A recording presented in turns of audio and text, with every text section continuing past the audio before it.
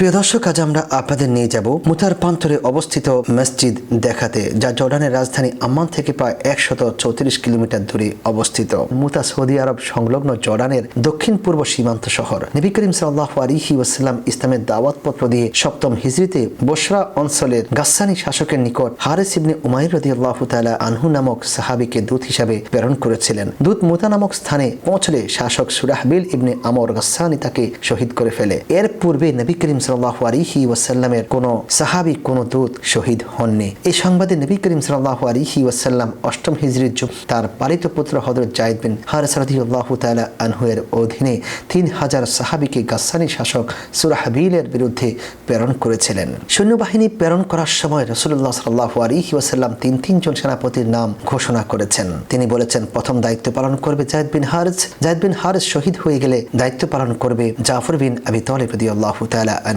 জাফর শহীদ হয়ে গেলে আব্দুল্লাহ ইবনে রাওয়াহা দায়িত্ব পালন করবে। আব্দুল্লাহ ইবনে রাওয়াহা শহীদ হয়ে গেলে তোমাদের মধ্য থেকে তোমরা একজনকে আমির বানিয়ে নেবে। এই বলেই তিনি সৈন্যবাহিনী রওনা করে দিলেন এবং নিজে অনেক দূর অগ্রসর হয়ে তাদেরকে বিদায় দিয়ে বললেন, প্রথমে মুতাবাসীকে ইসলামের দাওয়াত দিবে, কবুল না করলে পরে তোমরা যুদ্ধ করবে। এই সংবাদ পেয়ে সুরাহবিল 1 লক্ষ সৈন্য সংগ্রহ করল। রোমের বাদশাহ হিরাক্লিয়াস 1 লক্ষ সৈন্য নিয়ে বালকা নামক স্থানে সুরাহবিলের সাহায্যার্থে এগিয়ে আসলো। একদিকে 3000, অপরদিকে 2 লক্ষ সৈন্যের মধ্যে অসম যুদ্ধ শুরু হয়ে গিয়েছিল। হযরত যায়েদ বিন হারিস রাদিয়াল্লাহু তাআলা আনহু প্রথমে শহীদ হয়ে গেলেন। নবীজির ঘোষণা মতে দায়িত্ব পালন শুরু করলেন জাফর ইবনে আবি তালিব রাদিয়াল্লাহু তাআলা আনহু। তিনি ডান হাতের মধ্যে ইসলামের ঝান্ডা নিয়ে ইসলামের ঝান্ডাকে উপর করে ধরে রাখলেন এবং যুদ্ধ করার জন্য সামনে অগ্রসর হলেন। তখন রোমানরা তার ডান হাতের মধ্যে আঘাত করে তার ডান হাতকে কেটে ফেলে ডান হাতকে শহীদ করে দেয়। তারপর তিনি বাম হাতের মধ্যে ইসলামের ঝান্ডাকে বহন করে উপরে তুলে ধরলেন, আর তারা বাম হাতের মধ্যে কোপ দিয়ে বাম হাতটিও শহীদ করে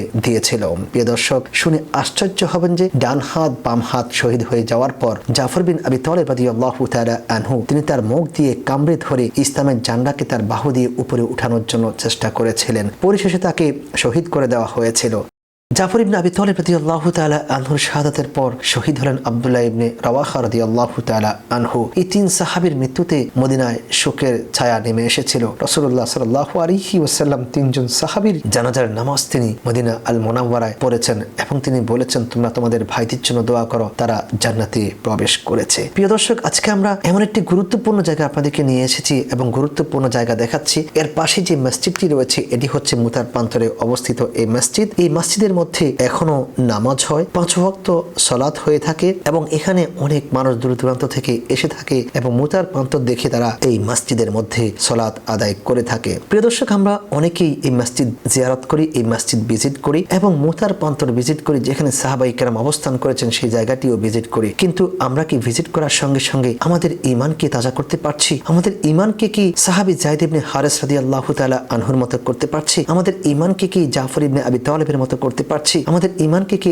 আব্দুল্লাহ ইবনে রাওয়াহা রাদিয়াল্লাহু তাআলা আনহুর মতো করতে পারছি, যারা আল্লাহর জমিনে আল্লাহর দ্বীনকে কায়েম করার জন্য, যারা রাসূলুল্লাহ সাল্লাল্লাহু আলাইহি ওয়াসাল্লামের নির্দেশ পেয়ে তারা শতভাগ তাদের শহীদের বিষয়টি, শাহাদাতের বিষয়টি নিশ্চিত হওয়ার পরেও তারা কিন্তু এই জায়গার মধ্যে এসেছেন এবং সামনে অগ্রসর হয়েছেন। প্রত্যেকের হাতের মধ্যে ইসলামের ঝান্ডাকে উপর করে ধারণ করে সামনে অগ্রসর হয়ে শহীদ হয়েছিলেন। আমাদের ঈমান কি তৈরি হয়েছে জাফর ইবনে আবি তালিবের মতো? তাহলে আমরা কিভাবে আশা পোষণ করতে পারি যে আমরা জান্নাতে যাব? কিন্তু আমরাও তো মুসলিম মুমিন বলে নিজেকে পরিচয় দিচ্ছি। যদি ঠিকই আমাকে জান্নাতে যেতে হয়, আমি জান্নাতের আশা করে থাকি, তাহলে জাফর ইবনে আবি তালিব, যায়েদ বিন হারিসা, আব্দুল্লাহ ইবনে রাওয়াহা যেমনি ভাবে ইসলামের ঝান্ডাকে উপর করার জন্য, আল্লাহর জমিনে আল্লাহর দ্বীনকে কায়েম করার জন্য চেষ্টা করেছিলেন, যদি আমার আপনার এই চেষ্টা না থাকে তাহলে আমাদের কশিন কালেও জান্নাতে যাওয়া সম্ভব হবে না। কারণ আল্লাহ রাব্বুল আলামিন তার হাবিবকে রাসূল সাল্লাল্লাহু আলাইহি ওয়াসাল্লামকে তার জমিনে দ্বীনকে বিজয় করার জন্য, গালিব করার জন্য, প্রতিষ্ঠা করার জন্য পাঠিয়েছিলেন।